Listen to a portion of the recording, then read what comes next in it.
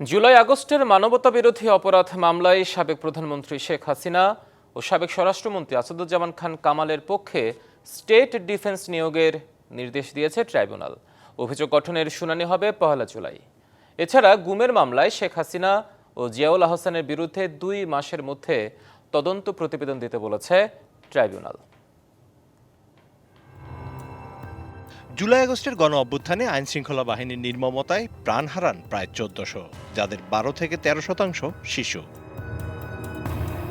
গত 16 জুলাই থেকে 5 আগস্ট পর্যন্ত সারা দেশে সংগঠিত মানবতাবিরোধী অপরাধের প্রধান আসামি হিসেবে সাবেক প্রধানমন্ত্রী শেখ হাসিনার বিরুদ্ধে গেল 1 জুন আনুষ্ঠানিক অভিযোগ দেয় প্রসিকিউশন। এই মামলায় আসামি করা হয় সাবেক স্বরাষ্ট্রমন্ত্রী আসাদুজ্জামান খান কামাল এবং সাবেক IGP Chowdhury Abdullah Al মামুনকে।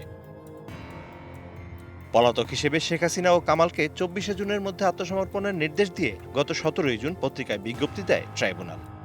Shea butter ও ভিটামিন ই সমৃদ্ধ লিলি হালাল বিউটি সোপ, তারুণ্যময় উজ্জ্বল ত্বকের জন্য।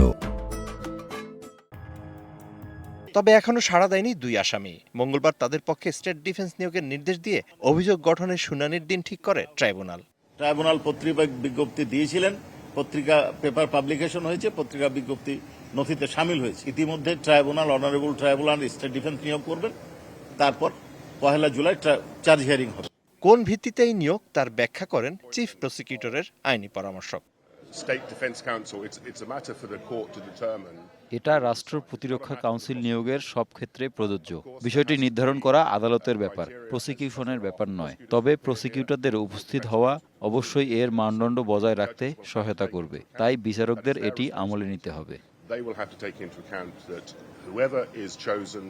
এদিন আশুলিয়ায় 6 মরদেহ পোড়ানোর মামলায় 2 জুলাই আনুষ্ঠানিক অভিযোগ দাখিলের নির্দেশ দেয় ট্রাইব্যুনাল। শেখ হাসিনা ও ন্যাশনাল টেলিকমিউনিকেশন মনিটরিং সেন্টারের সাবেক মহাপরিচালক জিয়াউল আহসানের বিরুদ্ধে গুমের মামলার তদন্ত প্রতিবেদন দিতে প্রসিকিউশনকে আরও 2 মাস সময় দেয় আদালত।